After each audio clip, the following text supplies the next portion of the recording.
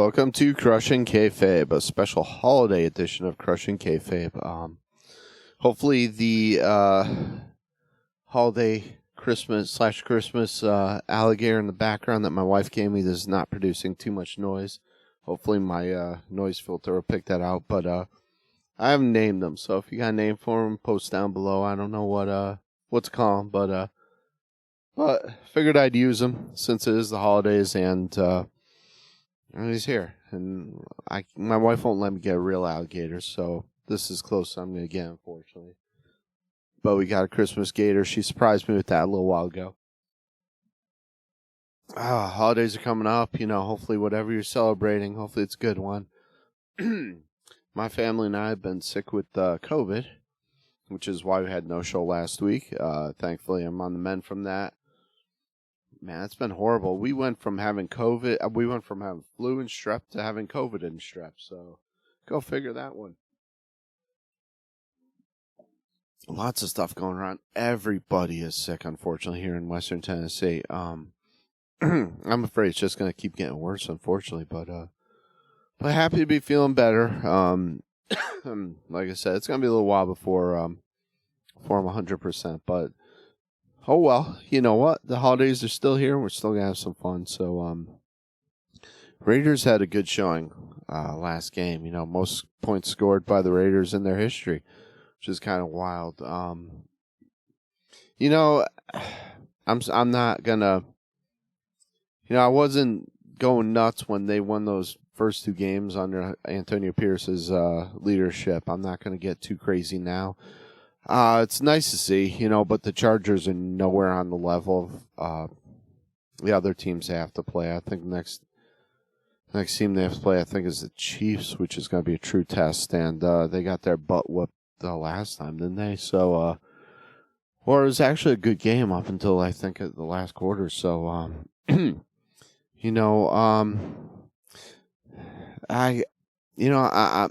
I've been on board with those switching to Aiden O'Connell. I've been happy with that. I think it's the right choice to do for the future of the team, even if they don't end up having him as starter next year. I think I just don't think Garoppolo's the answer, and he's eaten up a whole lot of salary, and they should have traded him before the deadline, but unfortunately that didn't happen.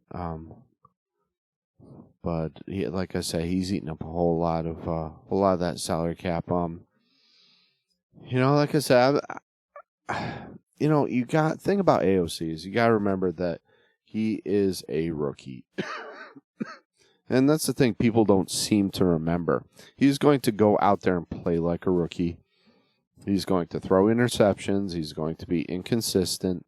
That's what rookies do, and if we wanted to win this season, we should have kept, Carr, even though he's been having his issues in New Orleans. But hey, he's a better answer than Garoppolo. I know they thought that McDaniels thought that Garoppolo would know his offense going in there, and he proved himself to not be the case, which he's pretty much done everywhere except New England, But like I say, O'Connell's he's doing his job. Hopefully, he continues to get better. I'd like to see this kid do well. He seems to have a good work attitude. He seems to have a good ethic. So I'm hoping that he continues to get better. And I'm hoping that even if he ends up being a backup, I so be it. I mean, he would definitely be a very solid backup, I think, in the future, but. Like I said, thing you gotta remember is he is a rookie, and he's going to perform like a rookie. And that's just reality. Sorry, people want that first loss. People wanted to ship him out of there. They wanted to get their pitchforks and torches already, and they're ready to call it on him already. And. Shows you how fickle Raider fans are, but you got to stay with the kid. I think defense is just looking great, and they've been looking much improved. Obviously, I think that's a clear indication of how Pierce is leading the team. Excuse me. Like I said, I'm still not cleared up from COVID. Kind of scary. It just lingers forever and ever. It seems like, but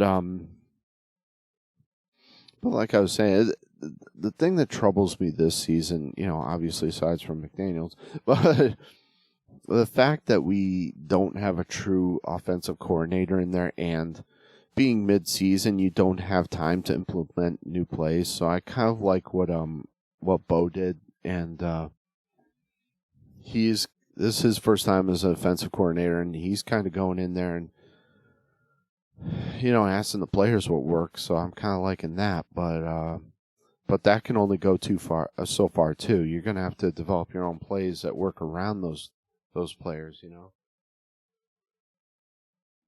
And eventually they need to phase that McDaniels playbook out and get rid of that. But yeah, it's kind of the NFL today. Raiders still have a shot. I mean, as crazy as it seems, the rest of the AFC West has been so inconsistent. Even Kansas City, that Kansas City can't get their receivers to catch the ball. So it's Mahomes is he's doing his job. He's hitting receivers right in the hands and they're dropping them. So I'm not going to put that in him, but excuse me. What do we got going on in the wrestling world? Lots of stuff, I should say. In the last 2 weeks, we've had Punk signed with Raw. Announced he's going into the Royal Rumble. And then we also had Cody announce he's going into the Rumble. So we know at least 2 entrants that are going to be in the Rumble. Both of those 2 being baby faces on the level they are right now. There's a lot you can do with that. Does Punk lose and then still go after Rollins? Because eventually the feud has to be Seth Rollins. The payoff has to be Seth Rollins. I'm guessing that Punk signed back on the condition that you would be headlining WrestleMania. And that's my guess is going to do it against Rollins. How they develop that storyline, how they end up doing that, because one of these guys is going to have to lose.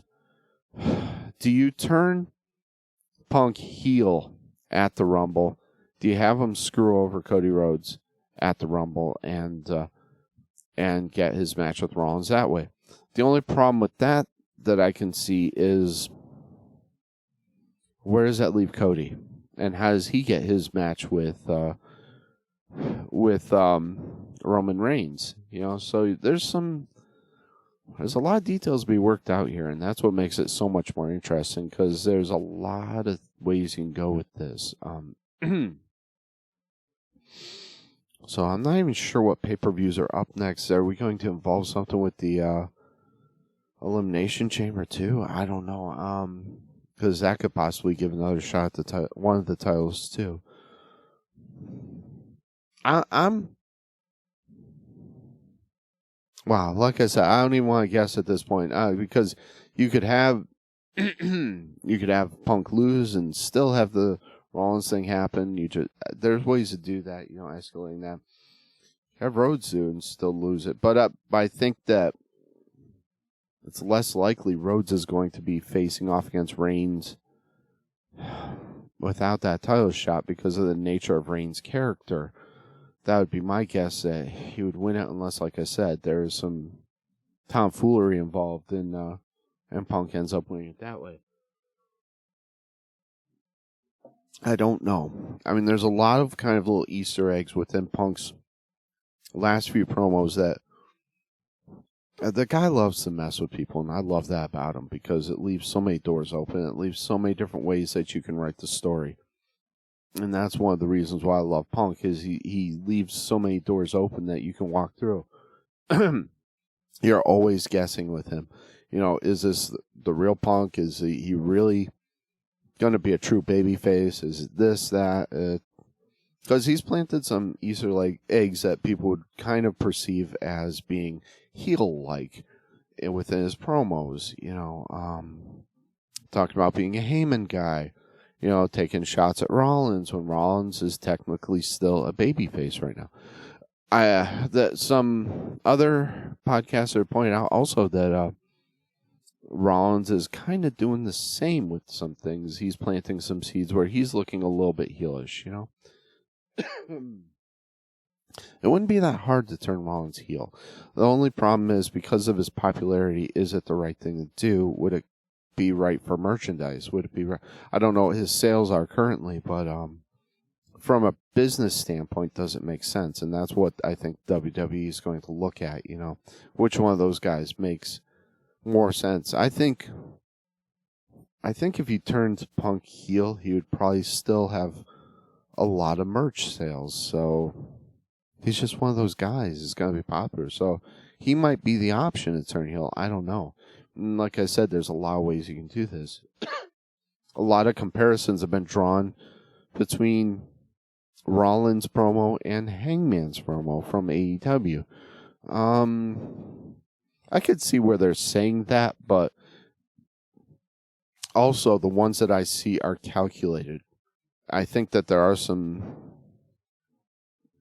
similarities simply because you're talking about the same person. The difference is Hangman went into business on his own. And you could tell watching that promo, which was very uncomfortable to watch, that he was in fact going into business on his own. And Punk tried to reel him back in, and he wasn't cooperating. So the difference is, you dang well know that Rollins and Punk probably discussed this beforehand. Every single comment, everything they did was calculated, if not scripted. So that's the difference between the two promos. And there's a world of difference between them, because what Rollins is doing, even if he doesn't like Punk on a personal level, he's doing business with him, which is the opposite of what Hangman would do. If they asked Rollins to go out there and praise Punk, he would. And that's a professional, unlike other individuals in AEW. So that's the major difference there. I mean, like I said, we got a lot going on now and have a lot of time, unfortunately, to cover this. But that's kind of what we're looking at as far as what the landscape in WWE concerning Cody and CM Punk. And I would have to say those are the two biggest baby faces, with maybe Seth in third or so. And you still got within the top five, I would say, even Sammy and Kevin Owens.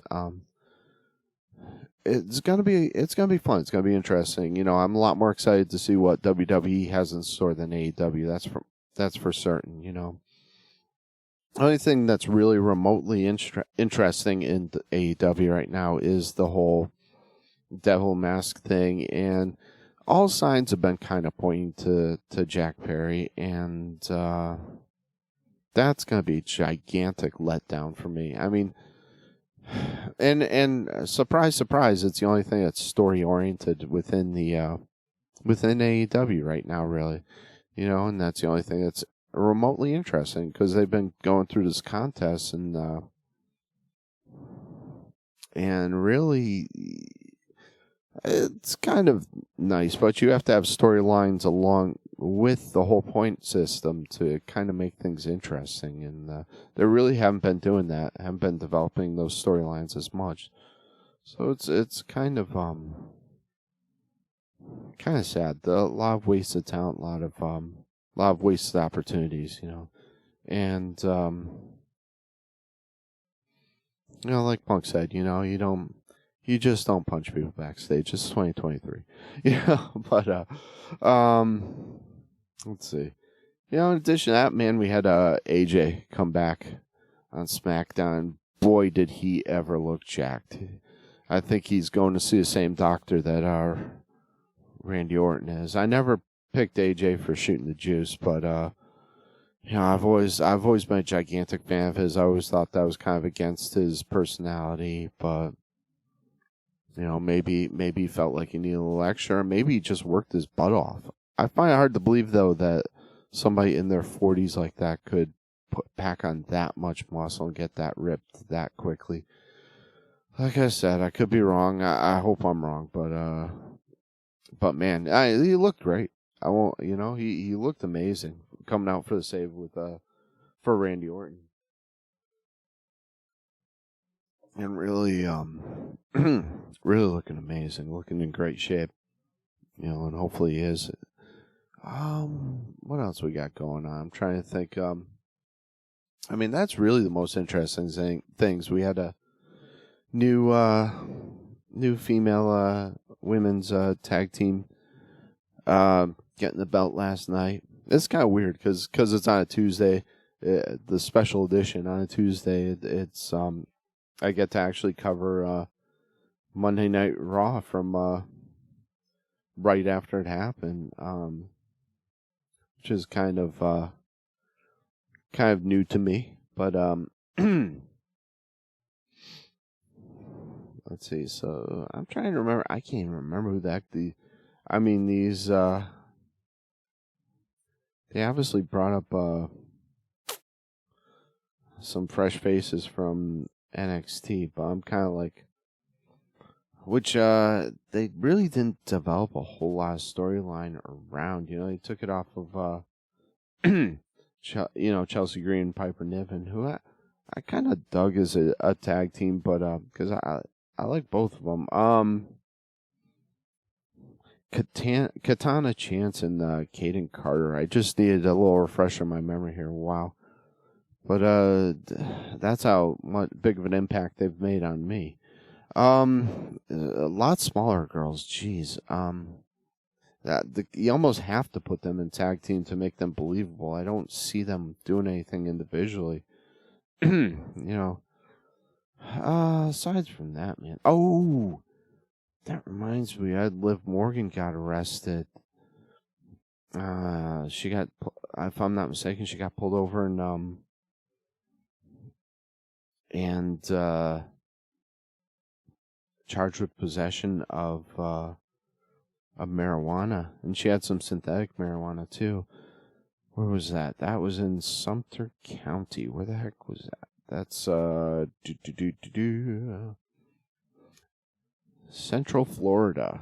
Nothing good ever happens in Florida. I'm sorry. It seems like more wrestlers get in trouble in Florida than anywhere else. It's like, haven't people learned to stay out of Florida by now? But she's rehabbing from an injury right now.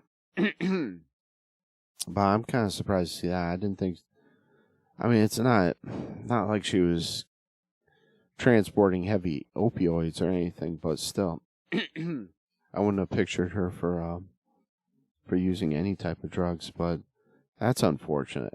Hopefully, I'm sure. I don't think WWE. I hate to say this. I don't think they even test for marijuana anymore.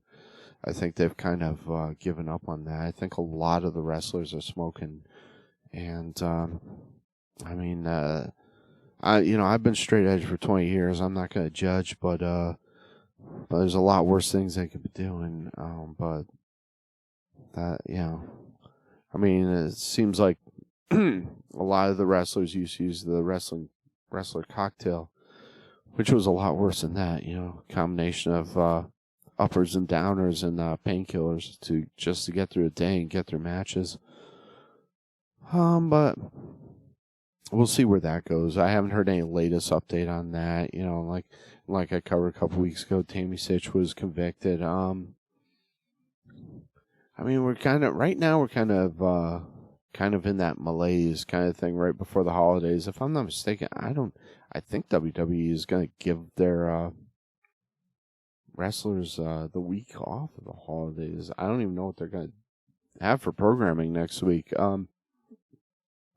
Which, hey, if they do that, God bless them. I think that's great. I know last year I did some some tape shows and some different little skits and presentations, which yeah, good. Give the guys a break. Give their bodies a break. Give them time with their families. That's awesome. Unfortunately, I'm going to have to start wrapping up the show. Thank you for tuning into the holiday show. Hey, if anybody has any wrestling memories from Christmas or holidays past, feel free to post them down there. I know a lot of the federations kind of do something special for the holidays, but feel free to share that in the comment section because I'd love to see some of the things that people have experienced and kind of made their lives better and more enjoyable during the holidays via wrestling. I'm still looking forward to the Iron Claw coming out, and that's not for another few days. I think the 22nd, if I'm not mistaken, that's debuting. But like I said, unfortunately, that's about all the time we have. I'd like to send a shout out to Then Now in Trenton, Tennessee. If you're ever in Western Tennessee, check them out. And we have a booth there, and you can get some handcrafted items and purchase some of our items, and among some other great vendors. And you can go down, tell them Crushing Kayfabe sent you. And check us out on crushingkayfabe.com, crushing with a K. Also on Patreon. Check us out there. You can check us on YouTube, Spotify, pretty much anywhere where podcasts are except for Apple, because I still haven't figured out what our issue is with them. But eventually we'll iron that out and get that going. But other than that, like I said, happy holidays, everybody. Special holiday prayers and thoughts to people in Israel and the Ukraine, and hopefully everything goes well. But definitely, like I said, from Crushing Kayfabe to you guys, have a great holiday. Try to think of a name for this guy here. I don't know what he's going to be called. And spend some time with your family if you got them. If you don't, find somebody to spend some time with and enjoy the holidays, because God bless you guys, okay?